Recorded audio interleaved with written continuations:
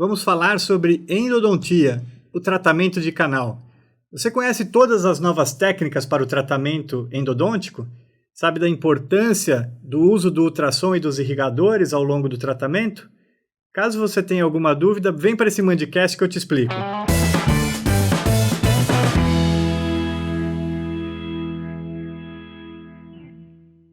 Olá pessoal, sejam bem-vindos a mais um Mandicast. O Mandicast é esse trabalho que nós estamos realizando aqui no canal do YouTube da São Leopoldo Mandic. Apresenta novas tendências, uma conversa descontraída sobre todo o conteúdo da odontologia. O Mandicast vai ao ar sempre às terças-feiras às 19 horas. Se você quer acompanhar as nossas conversas, se inscreva no canal do YouTube da São Leopoldo. E, claro, se você gostar dos nossos vídeos, também deixe um like. Aliás, temos até uma novidade agora, também estamos no podcast. Então, se você quer ouvir os nossos áudios, abaixa o podcast aí, o seu agregador de som que você mais gosta, e pode nos procurar na São Leopoldo que você vai ouvir os nossos podcasts também. Hoje nós vamos falar sobre endodontia, e eu tenho o prazer aqui de estar com os professores Carlos Bueno e professora Rina Pellegrini, professores da São Leopoldo Mandic. O professor Carlos é mestre, especialista, mestre e doutor em endodontia pela Unicamp, e a professora Rina é mestre em endodontia e doutora em clínicas odontológicas pela São Leopoldo Mandic. Muito obrigado, professores. Nós agradecemos a oportunidade. Então, vamos lá, vamos conversar sobre endodontia, sobre o tratamento dos canais. Professor Carlos, eu me formei há quase 20 anos atrás, não sou tão novinho, mas também não tão velhinho assim. Mas a endodontia que eu aprendi é completamente diferente de hoje, né? Ah, com certeza, né? Existiram mudanças, né, professor Marcelo? Acho que tanto no campo assim, científico, as pesquisas, anos atrás, elas envolviam muito estudos com animais, estudos não tão científicos, né? E hoje não, nós temos as revisões sistemáticas, né, estudos mais valiosos do ponto de vista clínico. Isso se transfere também para a clínica. A tecnologia que foi agregada ao tratamento endodôntico, né? Então a gente vai comentar posteriormente sobre isso, mas os aspectos tecnológicos evoluíram bastante. Você, por exemplo, devia utilizar uma lima manual, né? Sim. Aquela questão do tato no canal, aquela dificuldade para fazer uma curvatura. E hoje não. Fazendo um paralelo com a medicina, por exemplo. Você hoje tem uma cirurgia robótica, você tem videolaparoscopia. Então, o profissional ele tem que se desenvolver, além da habilidade, a tecnologia agregada. Né? E a endodontia sofreu bastante modificação ao longo desse tempo, né? É isso mesmo, professora? O que mais? Sim, eu acho que, né, complementando a fala do Carlos, né, hoje, para que a gente tenha uma endodontia de excelência, a gente tem que agregar conhecimento, né, e quando a gente fala em conhecimento, eu acho que aí abre, né, uma lacuna. A gente não pode confundir o conhecimento científico com aquelas informações que nos chegam aí, muitas vezes pelas mídias sociais, e a gente precisa filtrar isso, não é? Realmente a gente tem que observar se essas informações elas têm um respaldo, se elas têm aí uma comprovação científica. E além desse conhecimento, obviamente, a tecnologia, que eu acho que a gente vai ter oportunidade aí de falar sobre os principais avanços, e treinamento, Marcelo, porque a nossa área é uma área clínica, né? Então, nós realmente precisamos de treinamento, nós precisamos desse aprimoramento clínico. A endodontia atual ela não pode ser tecnicista.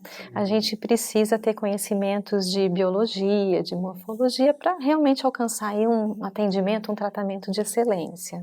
Acho que esse é o terceiro Mandicast que eu converso com profissionais de áreas diferentes, e os profissionais eles estão sempre chamando a atenção da educação continuada do dentista, que é importante, mas que além da desenvolvimento da habilidade, que mais do que nunca o profissional ele precisa ter conhecimentos básicos do corpo humano, do ser humano, porque senão ele vai perder só a habilidade dele já não justifica mais, não é isso? A endodontia, por exemplo, quando você faz tratamento endodôntico, é uma responsabilidade muito grande, porque alguns pacientes podem ter dor crônica pós-tratamento endodôntico, né?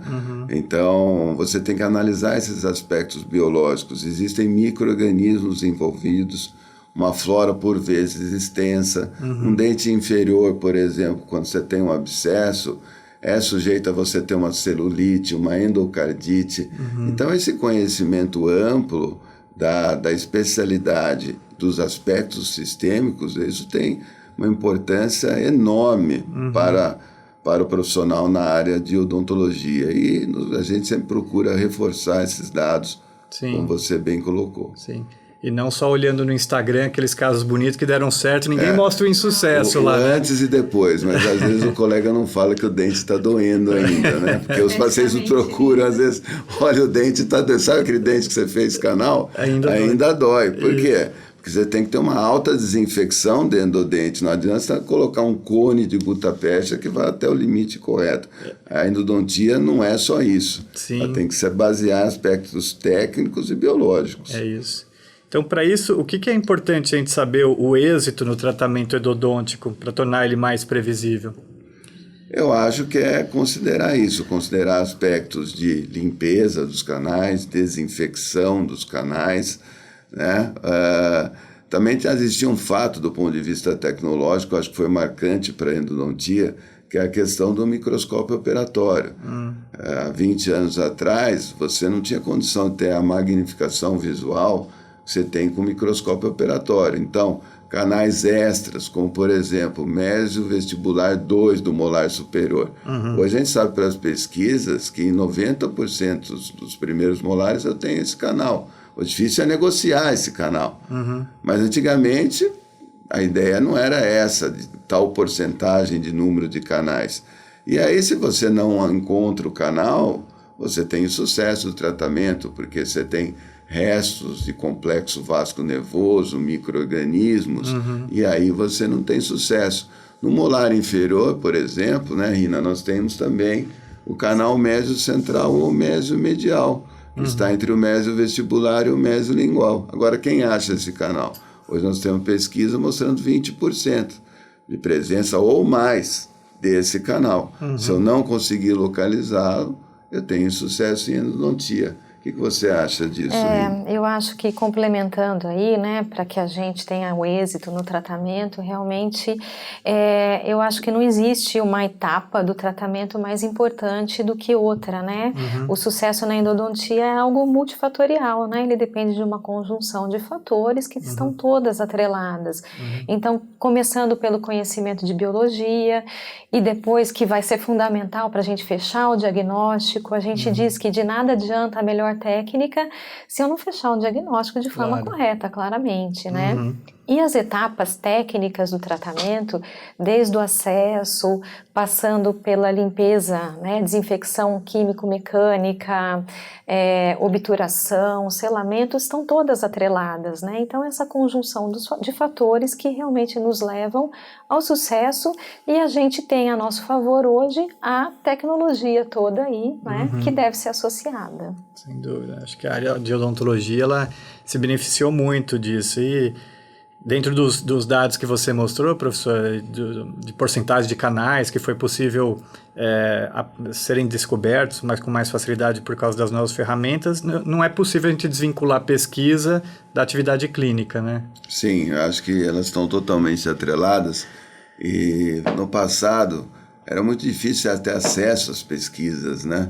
Então elas ficavam mais restritas assim aos catedráticos que iam transmitindo a informação. Hoje essa informação ela é mais fácil, você pode localizar com tranquilidade a informação.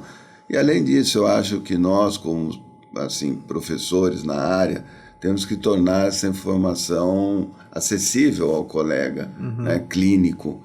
Então a transmissão da informação é muito importante. A partir desses alicerces tecnológicos também, né? Não é só o microscópio. Hoje nós temos a tomografia computadorizada de feixe cônico, que traz ao clínico uma informação diferenciada em termos de diagnóstico.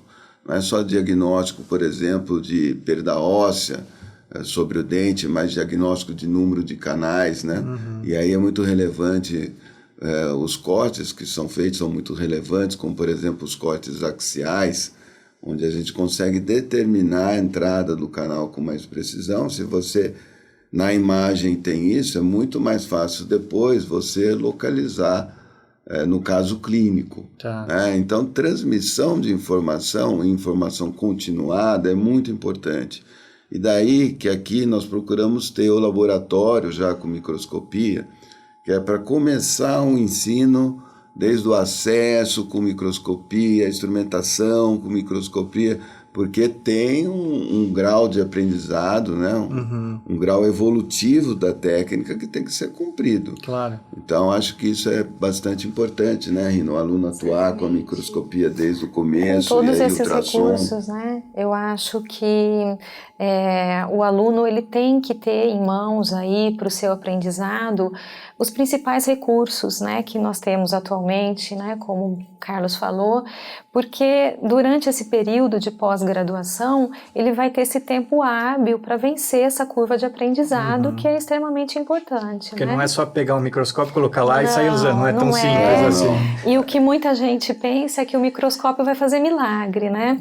E o microscópio sozinho não vai fazer nada, né? Então, quer dizer, não é porque eu tenho um recurso que ele vai nos eximir aí da necessidade de ter conhecimentos. No caso, assim, se eu não tiver conhecimento de anatomia, de morfologia intraradicular, se eu não conhecer as diferenciações, as variações dos vários grupamentos dentais, de nada vai me adiantar um recurso como o microscópio. Claro. Sabe uma coisa interessante? Às vezes a gente recebe indicação em consultório, a senhora, eu vou te indicar porque você tem um microscópio, então dá vontade de falar assim, paciente, microscópio, paciente, quer dizer, a tecnologia, a ferramenta não vai superar o conhecimento, a experiência do operador, né? Claro. E a endodontia, como todas as especialidades odontológicas, elas vão requerer também a habilidade do operador, a experiência que ele tem. Sem dúvida.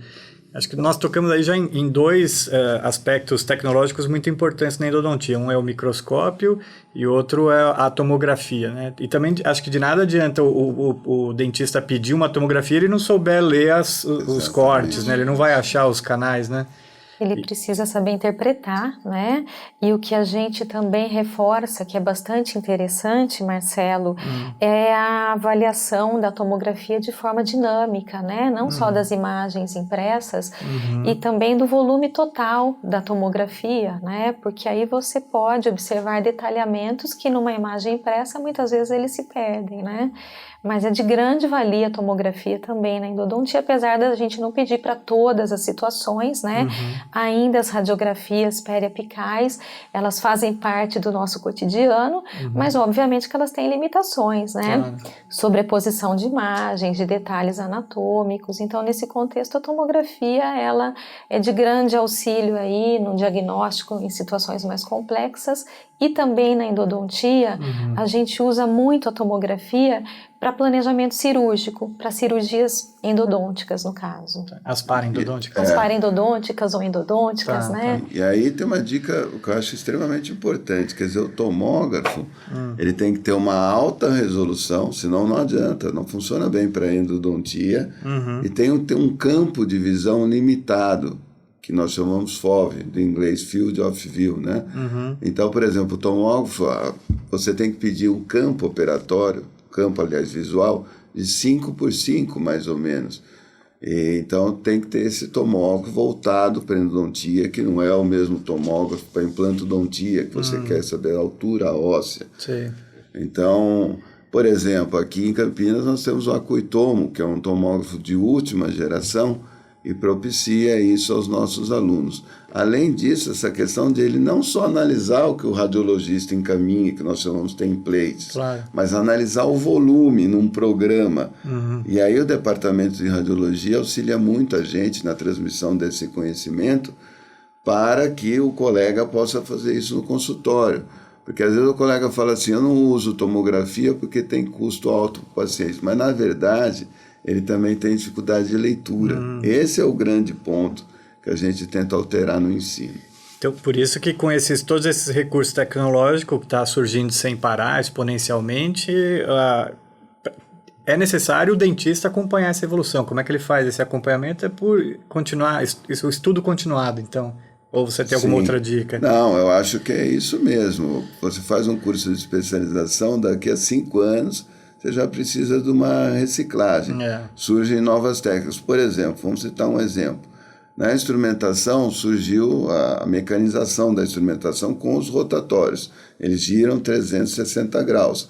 Depois surgiu o reciprocante, que faz um giro alternado, evitando a fadiga e, portanto, a fratura do instrumento. Então já é uma outra técnica, ele tem que voltar para conhecer. É claro que ele vai decidir depois o que é melhor, dentro de custo-benefício, do que ele pensa que ele se adaptou mais, mas ele tem que conhecer essas novas técnicas, né? E esse é o nosso papel. Claro. É sempre estudar, sempre estar up to date, essas novas informações, para poder transmitir uma endodontia que tem um enfoque, como já foi dito, biológico, né? Mas também um enfoque clínico e baseado na evidência da literatura, Claro. tornando a técnica simples e adequada para o dia a dia do clínico. Tá. Hoje, então, eu aprendi só lá no manual. Quais são as técnicas que tem de instrumentação de canal? Então, na verdade, a metalurgia, né, ela sofreu uma evolução ímpar também nas últimas décadas.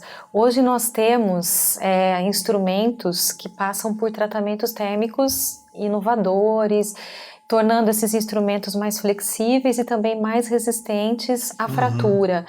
Temos aí um arsenal de instrumentos, Marcelo, sejam rotatórios, reciprocantes, com diferentes designs, diferentes tratamentos, né? Mas a proposta dos sistemas mecanizados, né? Quando a gente fala em mecanizado, seja rotatório ou reciprocante, é realmente proporcionar um preparo mais apurado dos canais, não é? Por conta dos tratamentos térmicos e também dessa flexibilidade, eles conseguem manter melhor a rota original dos canais. Tá. Então eu tenho um respeito maior à anatomia original dos canais e também uma tendência bastante atual desses sistemas, eles são menos cônicos, eles têm uma conicidade menor e com isso eu tenho um menor desgaste de paredes dentinárias. Principalmente numa região que a gente denomina de dentina pericervical, que é aquela área de dentina que abrange mais ou menos 4 milímetros acima, 4 milímetros abaixo da crista óssea. E essa é uma área que é muito vulnerável aí ao estresse aí decorrente das forças mastigatórias. Então, ao preservar aí uma estrutura dentinária maior nessa região, eu também tenho uma longevidade do elemento dental, né? Então, ou seja, né, em síntese, essa mecanização ela veio para ficar e ela, de uma certa forma, ela acabou democratizando a endodontia, né? Mas isso não significa que a gente ainda não utilize as limas manuais, elas ainda são utilizadas, né, Carlos? Claro, eu acho que o hibridismo é a melhor forma, porque a lima manual, você vai ter o reconhecimento da anatomia do canal, a curvatura, vai reconhecer o forame, né, para depois você então utilizar o instrumento rotatório ou reciprocante. Como a Rina já colocou, a ideia é a manutenção espacial do canal até o forame. Tá. Se ele é curvo, ao final ele tem que ficar curvo. Mas você tem que conseguir uma limpeza e tem que conseguir desinfecção, conservando essa dentina pericervical que ela citou. Tá. Antigamente nós usávamos gates 5, 4, 3, 2, e achávamos isso maravilhoso, né, usar essas gates.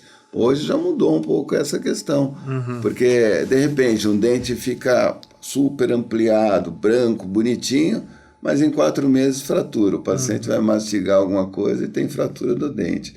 Então tem que ter essa longevidade do dente também, que sofre o tratamento endodôntico. Entendi. Isso a gente consegue tentando preservar a anatomia. Quando que a gente escolhe um reciprocante ou um rotatório? Qual que é a indicação de cada um deles? Bom, isso é uma questão muito individual. Tá. O reciprocante, ele diminui a fadiga do instrumento e torna a técnica até um pouco mais rápida, o que de certa forma também tem um risco, porque os irrigantes, eles precisam de tempo para atuar.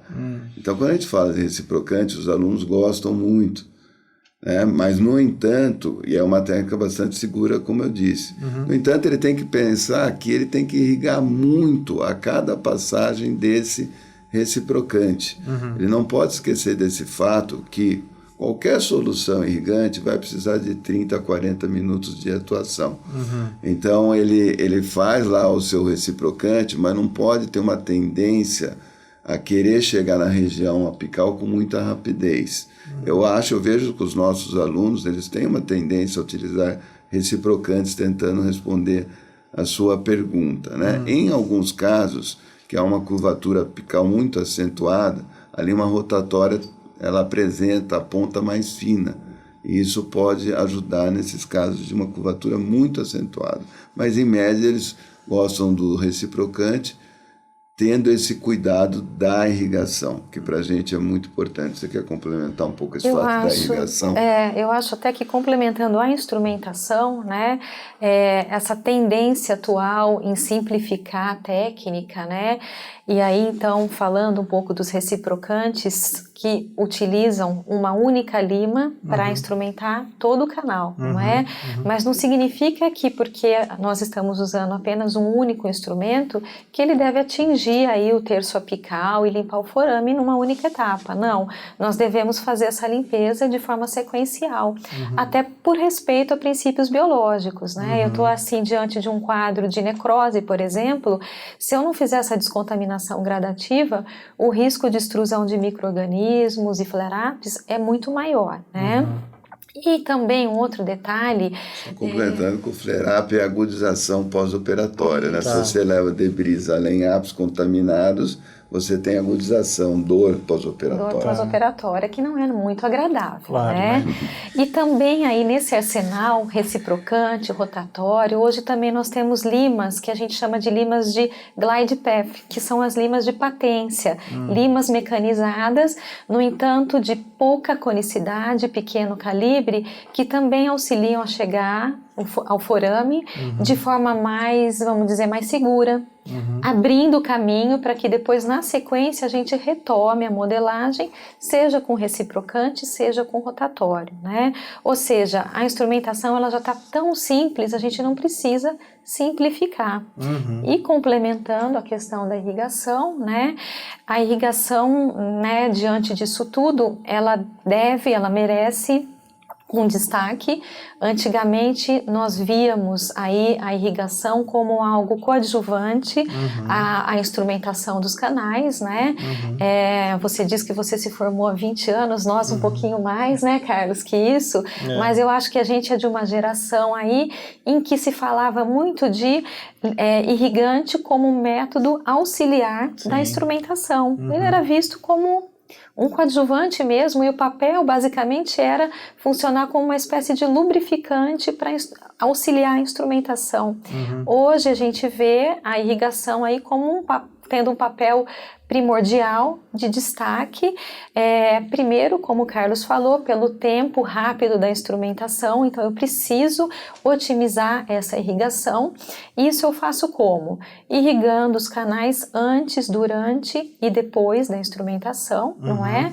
Durante a instrumentação, aumentando o volume, intensidade de fluxo, frequência, e após a instrumentação, Marcelo, hoje a gente tem muitas técnicas que nos auxiliam a ativar esse irrigante e, consequentemente, eu vou ter o quê? Um maior contato desse irrigante com o tecido.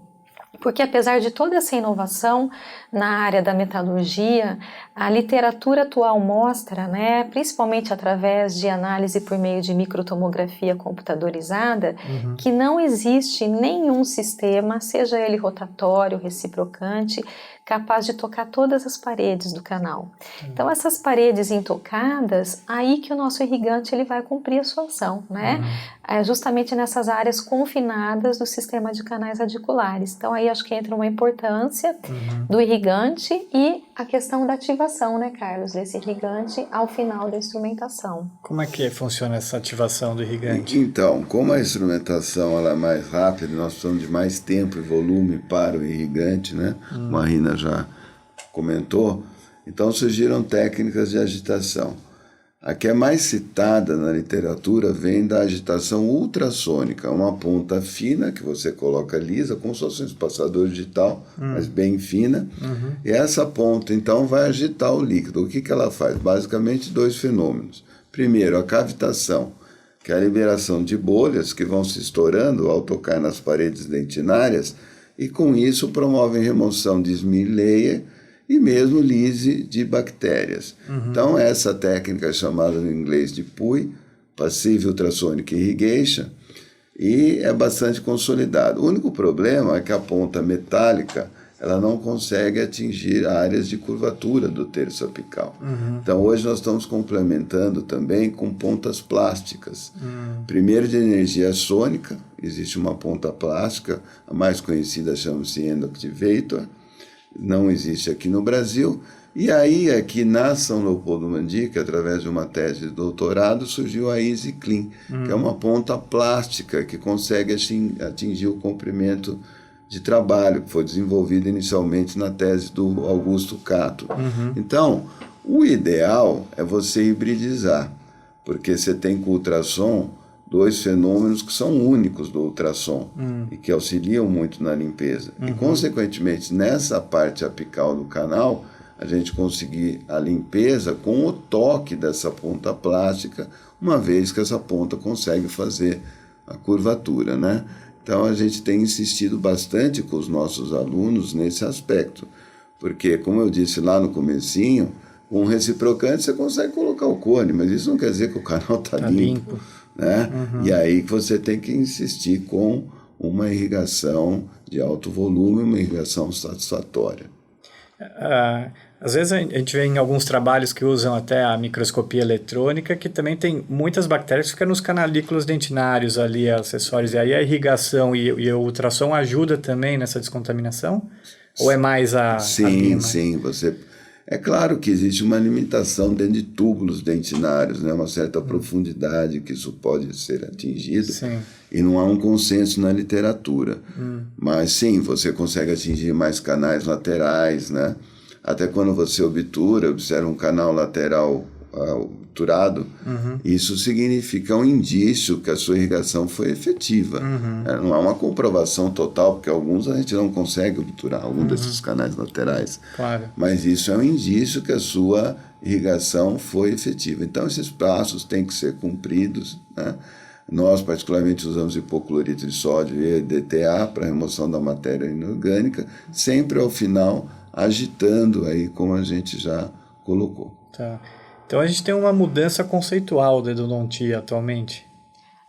A gente tem, e a irrigação aí cumpre esse papel, reiterando, né? Antigamente era vista de uma maneira e hoje teve essa revolução conceitual através até do trabalho do professor Rapassalo, né, mais ou menos no ano de 2010, é que mudou-se esse conceito, né? Antigamente se falava em instrumentar para irrigar e hoje a gente fala o contrário, devemos instrumentar primeiro, né, ampliar esses canais para que num segundo momento, mediante essas técnicas de agitação, eu consiga alcançar essas áreas anteriormente intocadas aí ou restritas a qualquer tipo de instrumento.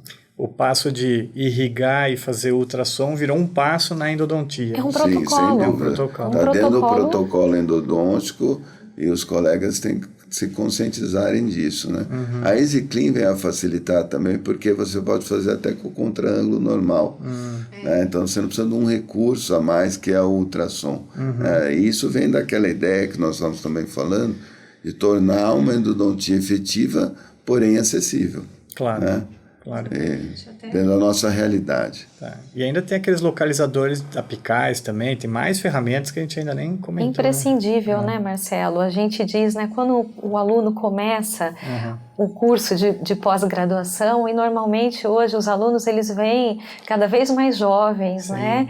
Eles saem da graduação e às vezes já se matriculam num curso de pós, e aí eles nos questionam muito com relação ao o que adquirir, né? Diante de tanta evolução, diante de tantos recursos tecnológicos, por onde eu devo começar? E há meio que um consenso, né? Em que o localizador foraminal, ele deve ser um dos primeiros recursos aí, os primeiros equipamentos a ser adquiridos, porque a gente conhece as limitações das radiografias, nem sempre Aliás, frequentemente o forame apical não coincide com o vértice anatômico do dente, né?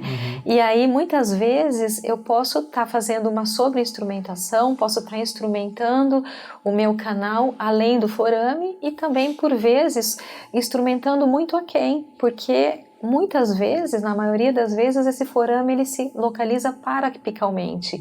E o localizador ele vai me dar essa segurança. É a maneira mais fidedigna aí da gente estabelecer o comprimento real do dente e saber até onde eu devo ir, né? Eu costumo falar para o aluno que ele tem que ter mini metas, né? Qual que é a sua primeira mini meta? Bom, então eu vou pensar num localizador foraminal, que tem um custo-benefício muito alto. Depois eu vou pensar no motor elétrico, depois eu vou pensar no ultrassom, e assim por diante, até chegar no microscópio, que é um investimento, apesar de hoje acessível, mas de um custo ainda um pouco elevado. Claro. Mas mesmo diante de todas essas ferramentas e essas inovações que a gente está falando, ainda existem casos de insucessos endodônticos, né?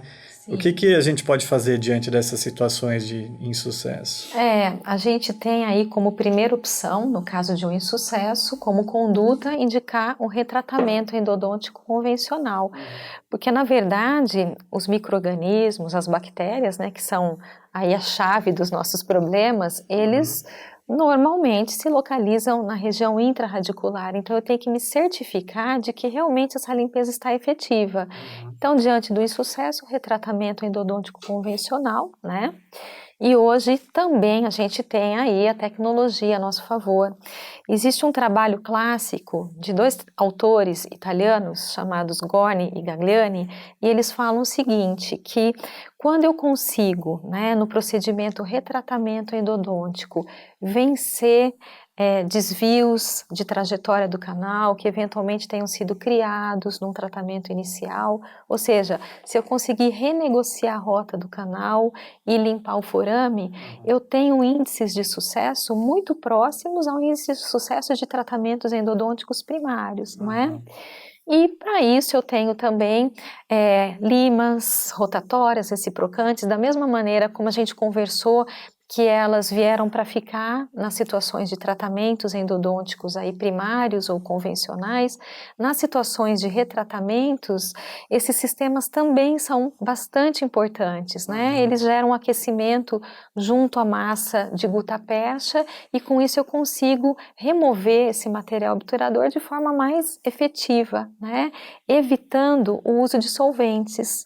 O uso de solventes não é muito bem visto hoje em dia, porque eles tendem a formar uma lama residual de gutapercha, é uma fina película de gutapercha que obstrui os túbulos dentinários, que principalmente em situações de retratamento, eles provavelmente estão contaminados, e isso vai acabar desfavorecendo o que parece ser um benefício num primeiro momento, ele acaba desfavorecendo aí uma limpeza efetiva. Tá. E a gente tem um trabalho sobre reciprocantes no retratamento, essa né? questão de solventes, que até estudei em pós-graduação, então como a Rina falou, você tem, parece interessante, porque a lima desce, né, amolecida no solvente, porém tem essa questão, forma uma lama entre gutapercha e solvente que você não consegue remover mais. Daí você vai irrigar, você não tem acesso a túbulos dentinários, você vai obturar, não consegue penetração do cimento obturador. E aí a gente pensou em técnicas sem solvente, através dos instrumentos mecanizados. E o primeiro trabalho que foi feito sobre o uso de reciprocante em desobturação de canais foi em 2013, Legal. Do Arthur Zuolo. E hoje é um trabalho que tem 150 referências. Os clínicos gostam muito dessa técnica, ela também era simples e atinge o objetivo de remover o material obturador. Ele foi aluno de mestrado ou doutorado? Foi aluno de mestrado. Ele é filho, inclusive, do nosso amigo Mário Zuolo, que é bem bacana. Conhecido na endodontia. É claro que depois você tem que reinstrumentar, né? Sim. Tem que ter uma técnica sequencial para ampliar o canal e aí ter acesso a túbulos dentinários. Mas isso foi difundido mundo afora. Um instrumento que não foi criado para desobturar, foi criado para instrumentar. E que hoje é utilizado também para a desobturação dos canais. Porque aí ele não deixa essa lama, evita esse problema. A gutapercha sai em blocos. e, consequentemente, você não tem a formação dessa lama. É bem interessante, se bem que tem que sempre ponderar qual a melhor técnica diante do diâmetro do canal, por exemplo. Claro. Existem outros recursos, como insertos ultrassônicos, que também são utilizados para remover a gutapeste, e foram muito desenvolvidos aqui no Brasil. Insertos assim para variadas situações, entre essas situações a desobturação. E há acesso aqui no Brasil, que é mais importante. Legal. A endodontia brasileira ela é mundialmente reconhecida, né? Vocês dois são dois professores que publicam muitos trabalhos mundo afora aí também. A endodontia é bem reconhecida, né? Sem dúvida. A endodontia nacional, por exemplo, em número de publicações, né? Odontologia, mas a endodontia também tem um alto nível de publicações e número, né? No contexto mundial. E a gente também procura ter nossa parcela de colaboração, sempre trabalhos que possam trazer algo para a comunidade, né? Muitas vezes trabalhos clínicos, por exemplo, a gente desenvolveu uma linha de pesquisa em cima de fratura de instrumentos, né? Números de instrumentos fraturados, que foi uma linha bem vista na literatura.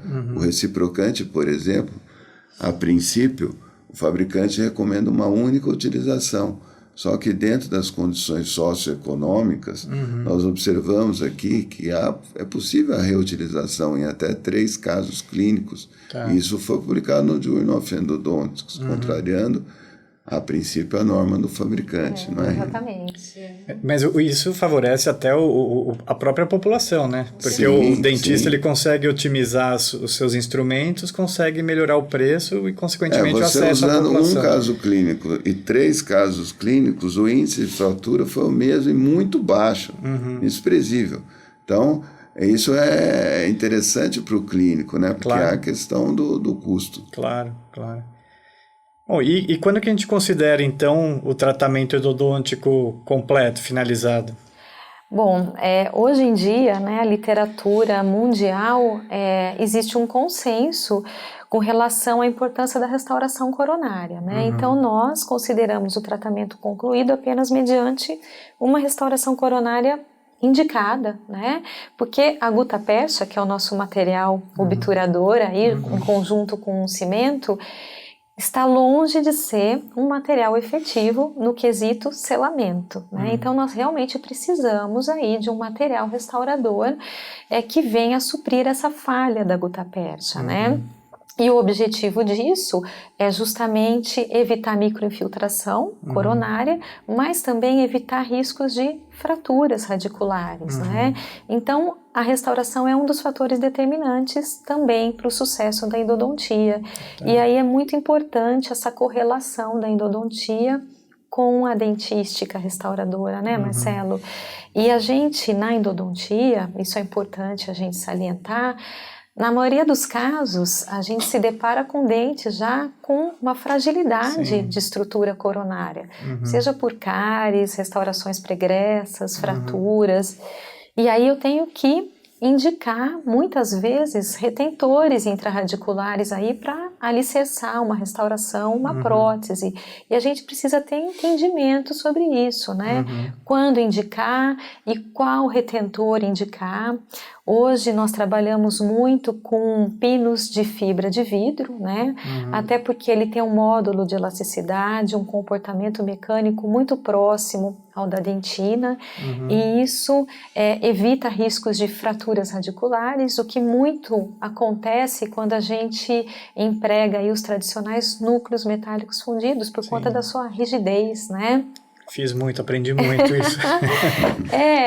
E os núcleos metálicos, mas os núcleos metálicos fundidos, eu acho que eles cumpriram seu papel, até porque quando a gente fala em pinos de fibra, quando a gente considera os pinos de fibra pré-fabricados, eles apresentam limitações. Existe uma falha de adaptação na região cervical, não é? Então, normalmente a gente tem como aí pré-requisito ter um remanescente dentinário mínimo, coronário, chamado também de férula, envolvendo esses pinos. Porém, para aquelas situações em que já não existe mais nenhum remanescente coronário, ficava esse impasse, não é? Porque, por vezes, esses pinos pré-fabricados, eles fraturavam nessa região cervical. E hoje a gente tem aí, eu acho que uma perspectiva bastante atual e interessante, se refere aos pinos de fibra confeccionados por Cadicam. Então eu consigo confeccionar um pino de forma personalizada, como um núcleo metálico fundido, ou seja, agregando aí os principais benefícios do núcleo metálico fundido com relação principalmente a essa adaptação cervical, com a vantagem dos pinos de fibra pré-fabricado no quesito módulo de elasticidade. Tá. E essa também é uma linha de pesquisa nossa.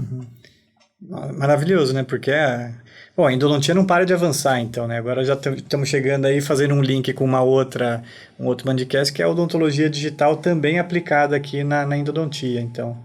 Sim, com certeza.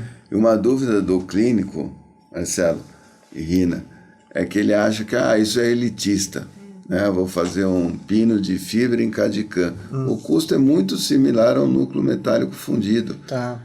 Então você faz lá uma modelagem, uma moldagem, depois pode ser feito no laboratório, a sequência do fato, para o dentista não ter que ter os aparatos. No consultório. Então você faz a leitura, escaneamento, depois trabalha no programa, o pino, e finalmente faz a fresagem. E fica com a mesma adaptação de um núcleo metálico fundido. Sendo que no programa você ainda tira as retenções que podem atrapalhar a adaptação. Né? E isso tudo demora 17 minutos. Nossa. Então você imagina, você tem um caso que você tem que evitar a microinfiltração. Por exemplo, uma perfuração endodôntica. É importante não só vedar a perfuração, como também evitar microinfiltração sobre a perfuração. E você faz tudo isso num único dia para o paciente, ele já sai com o núcleo, evitando infiltração, evitando fratura. Então, acho que a gente tem que observar essas novas tecnologias e estar consciente da oportunidade de fazer um melhor trabalho, porque às vezes o profissional é meio reticente, né? Claro. Ele acha a questão de custo, eu vou ter que ter uma fresadora. Não, isso o laboratório pode ter. A parte clínica basicamente é a mesma. Como aqui na Mandic. Sim, que tem o laboratório, né? Então, qual que é o limite da endodontia aqui? Até onde vai a endodontia? É difícil, né? Uma pergunta complexa, mas inicialmente a gente precisa entender por que ocorre o fracasso, né? Para a gente responder até onde essa endodontia deve ir. E o fracasso basicamente se deve aos micro-organismos, né? Eles são os principais vilões da doença, da patologia pulpar, da patologia periapical, né? E a anatomia, a complexidade anatômica que a gente convive diariamente, né, faz parte aí do nosso trabalho, ela é o nosso principal desafio. Vencer a anatomia, né, e eliminar esses micro-organismos que normalmente ficam em áreas, né, de difícil acesso, né, como já falamos aqui, muitas vezes há áreas de túbulos dentinários, canais acessórios, e é impossível, Marcelo, a gente esterilizar canal. Na verdade, a gente não esteriliza o canal, o que a gente faz aí, mediante tudo que a gente conversou aqui durante esse bate-papo, durante essa limpeza químico-mecânica e também com relação à manutenção, né, disso, através de uma obturação e de uma restauração.